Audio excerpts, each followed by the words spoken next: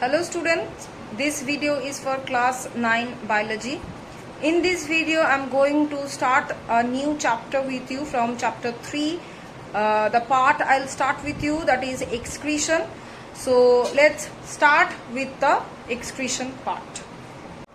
So our chapter excretion will start from here. So what is excretion? At first we need to understand what is it. Excretion means removal. Removal of what? Removal of waste and toxic substances out of our body. That is termed as excretion. So by a proper definition we can say that the metabolic waste of the carbohydrate, lipids and are generally CO2 and water, and those of protein are urea, uric acid, ammonia, etc. Now these waste products which are being created after digestion or after any other metabolic process, these waste materials, the removal of this waste material either by separating and eliminating them from the body or by storing them in the form of suspension and crystals which are taken place in case of plants, this is termed as excretion. See, we have proper excretory organ, so we can easily remove our waste product or excretory product out of our body. But in case of plant, they do not have any specific waste excretory product. That's why they store their product, waste product, they store it in the form of some crystals within their body, and by the subsequent shedding of leaves or by the shedding of bark, the waste products are got eliminated from their body. Clear? Next is that concept of water balance in our body. We know that water is the necessary compound in our body. Protoplasm, the living material of the cell, contains water. Apart from this, most of the activities, many of the activities, metabolic activities, takes place with the help of water. Blood, lymph, tissue fluid, etc. contains water. During loss of water from the body, dehydration takes place. Dehydration, this term you can understand. Hydration means related to water, which is hydrated, that means which is having the water. Dehydration means loss of water. So during this loss of water, our body got dehydrated, and that's why we feel thirsty. We feel the requirement of water in our body, so that all the metabolic processes, formation of urine, formation of sweat, everything is maintained or controlled in our body. Clear? Now next we will go for the significance of excretion.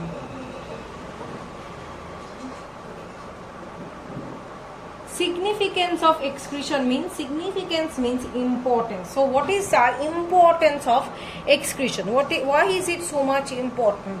First of all, first point is that to maintain normal health.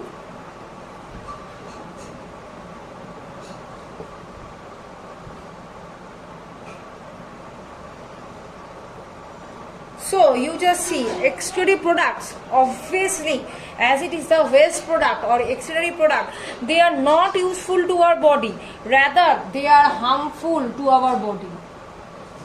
Excretory products are harmful to our body, so we should not store these harmful products within our body, rather we should get rid of these harmful products. How can we get rid of these harmful products?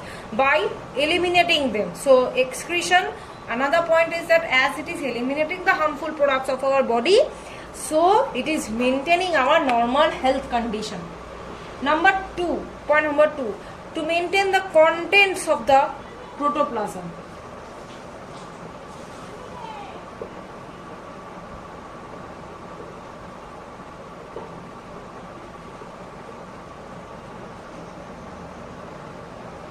You see over here it is written, due to continuous metabolic process, harmful waste accumulate in the cell protoplasm and stop further metabolism.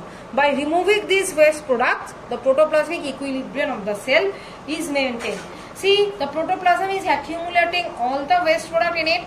So there is already a lot of waste product. So the cell will not take part into further metabolic processes. So before to take part in that further metabolic process, the waste product which has got stored in the protoplasm, that should be eliminated first in order to start further metabolic process. Number 3, utilization of excretory product.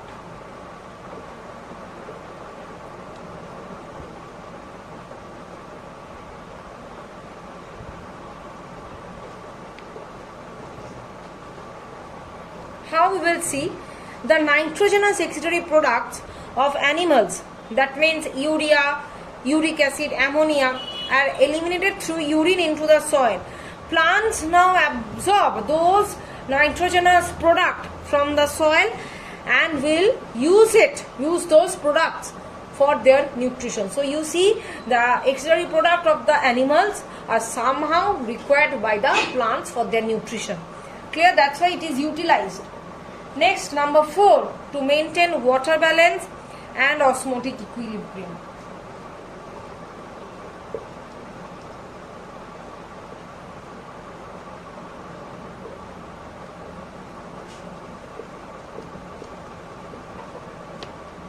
That means through excretion, the body is eliminating the excess water, metabolic water.